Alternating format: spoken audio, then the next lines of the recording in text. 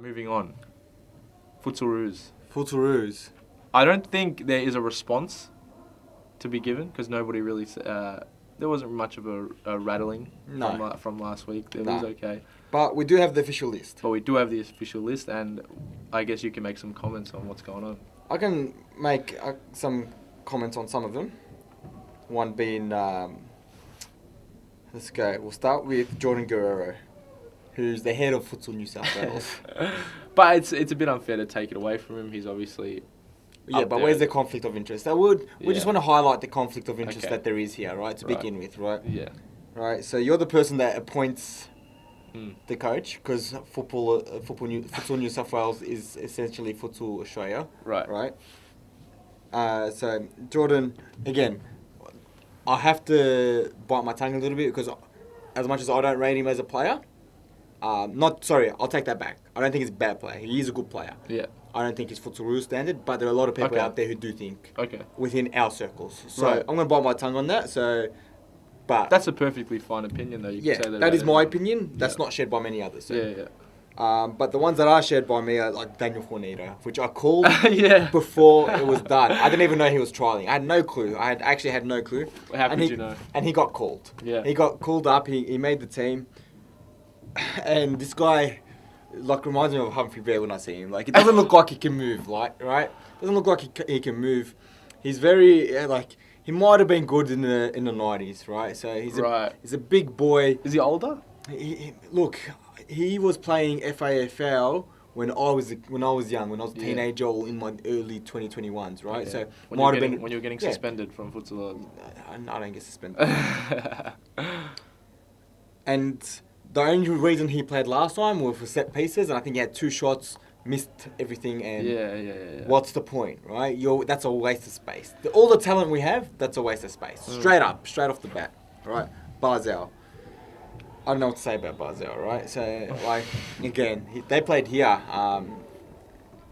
in the second last SFA. Mm. And for which team? They didn't make it out of the group stage. I forgot what to call it. I think it was a Sydney team. I don't know if it was a Magic team. He played with, I can't remember their names now, but they were one of the favourites to win. They didn't make it out of the group stages, right? So that was all the talk. The favourites from people outside of Victoria. One of those ones. Wade Giovanelli played against him, elite player. So that's can't pick that one out. Players like Chevin Adeli. He's played before. He's got talent. Hasn't worked for him. Why is he still playing? I don't understand. Grant, I think his name was. Where is he? If he's on the list. Grant Lynch got picked. I believe he got picked, or maybe he missed out at the end. Special mention to Grant Lynch and Ethan DeMello, who was selected in the original squad, haven't made it. So I guess they haven't made it in the end. Jake Basden, no good. Arvid Sweden, again, bit like Fornito. I know they probably wouldn't even get a game in the series futsal here. Yeah. With Pascavale. That's where I think they sit, honestly. It's a very weak Mark Brackering. The goalkeepers, I think Dylan Niski I don't actually know if he's a goalkeeper. Well, so Ethan DeMello didn't make the Ethan DeMello didn't make it in the end either. So they're sacrificing youth for... Man, Ethan DeMello didn't make it. Yeah, and they're sacrificing the future of Australian futsal. Right, players like Ethan DeMello, Scott Rogan, Josh Allen, so they should be getting a high priority. If you're 50-50... Well, I think Tyler Garner should have... Tyler Garner, 100%. Anyone who's... Apparently people that were watching him trial says, no, without a doubt, if it was based on trials, Tyler should be going. Yeah, well, there you go. And I think with Tyler Garner, the issue is funding. Because if he does get picked to flying from Western Australia, $500 each way... every week to train, to come to games, whatever, they don't have the money for that, right? So there's that issue as well. So if that's the case, don't waste the kid's time. Exactly. Just don't waste his time. Strung him along. Yeah, 100%. If you know, and there were so many players, there's so many people that got strung along. Tyler is just an example because he got what you would say fire in the trials, whatever that means, really. If you weren't. How many trials were there? One. I think he did. I think he might have gone to two. 2 trials. I think there was one with the national team. After the one that had the Victorian sections and stuff. I think. And even then they didn't take those players that went to train with the. It's like. it's so weird. It's wasteful. It's wasteful. These are players that have. I just can't. And having a look at the photo here and like keepers. Like I heard someone Mazin was told not to wear his gloves at the trials. He's a great keeper. Guita plays for Brazil. He's a Brazilian keeper. He wears gloves. Yeah, National keeper. Like, why are you judging people on these things? Judge them on their ability. You know. Yeah. And I think it's wasted. Miles, sorry, I've lost respect for him now. Miles Downing. He had a great opportunity here as someone who's played here, has lost to many teams here, so he knows the talent here, and he missed a great opportunity here to bring futsal together, really, to bring the states together, to name like, and even someone like Adam Cooper, who I know Adam's demeanour, who and can rock up to trials and not have the way he comes across may seem like he doesn't care, but we know he cares. Definitely more than most players. Yeah. He loves it. And I think if you'd given him a chat and said, this is what I think, you got the next session to change my mind, I'm sure he would have made that effort because he's that sort of player.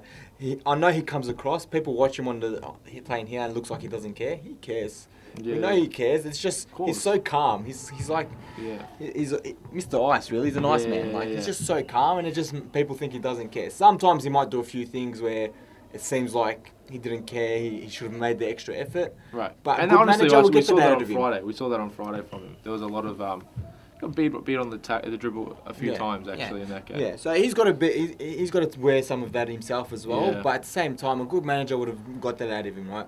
For keepers, sure. Aaron Yu, Tamburino, Mazin. I don't know how. I think they all played in the AFCC, did they not? Yeah, they all had some sort of role there. Yeah, so even Christos was there. I heard Christos was a shoo-in, so I was pretty surprised he didn't make it. But I think he's unfit. Honestly, I don't think he's in the best shape he's been in. So that's the case, but you can't make that excuse for people like Mazin and especially Tambo. Tambo's F45 daily. Yeah, so he's so Tambo's fit. A machine. He's so fit and he's so hard to beat. He's been the best keeper. And Aaron's in the best physical condition of his life. Aaron's been unbelievable. He's he's stellar form. I don't know. So these players they've picked, look, they've got an easy group. I know people are saying, it's going to be tough because we haven't played in a couple of years. There are people that have been playing all their lives, haven't been picked. Apparently the team's full of outdoor players. So have they really been playing? How much have they been playing futsal the last correct. few years? All part-time players, So some of these players have just quit outdoor for the first time and thought, okay, I'm going to decide to play futsal now. No. I think it's Ahmed Sweden. He's one of them. It's not good enough. And we go back to you saw online. I think it was Brackering or maybe someone that's related to him. It was someone with the name of like Bracks or Brackering or something. I think it was the player's Man, dad. your conflict of interest is strong there, man. First of all, we had this small court, big court talk already. All right, and what he was referring to something in 24. And let me tell you, when Peter took Inner City FC to F League, they won. So I don't know how much more you want. We've been through this. When we took Carlton to Byron Bay on a 20x40, we lost in the penalty shootout to Solomon Islands, who beat Australia 6 months later. And we took a 16-year-old Scott, a 16-year-old Cozzy. Like, this team was young, right? Yeah. And I was, I think, 21, 22 at that stage. I was super young.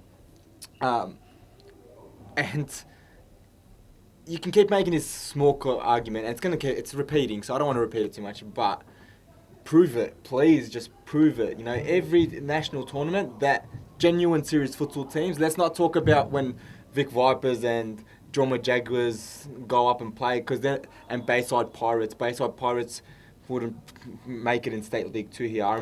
We played them in state championships. I played with Melbourne Dragons. We essentially took a Carlton squad over to represent Melbourne Dragons because Harry's a good friend of mine. Josh coaches their youth there. And we played against Bayside Pirates. I think it was like 9-1 or something like that. So Droma Jaguars, same thing. They were all 7-8 goal drummings. And we were like, we got 4 or 5 goals up and wanted to relax. So in the end, it was Carlton versus Carlton. Melbourne Dragons versus Vipers was essentially Carlton versus Moreland in the grand final. Moreland, in the grand final, which was I think they beat us the first time they smashed us, and the second time was a closer game, I believe, or vice versa. But they were superior side. But you know, it was your tournament and your big core players Yeah. didn't turn up. So I don't know what to tell you time and time again.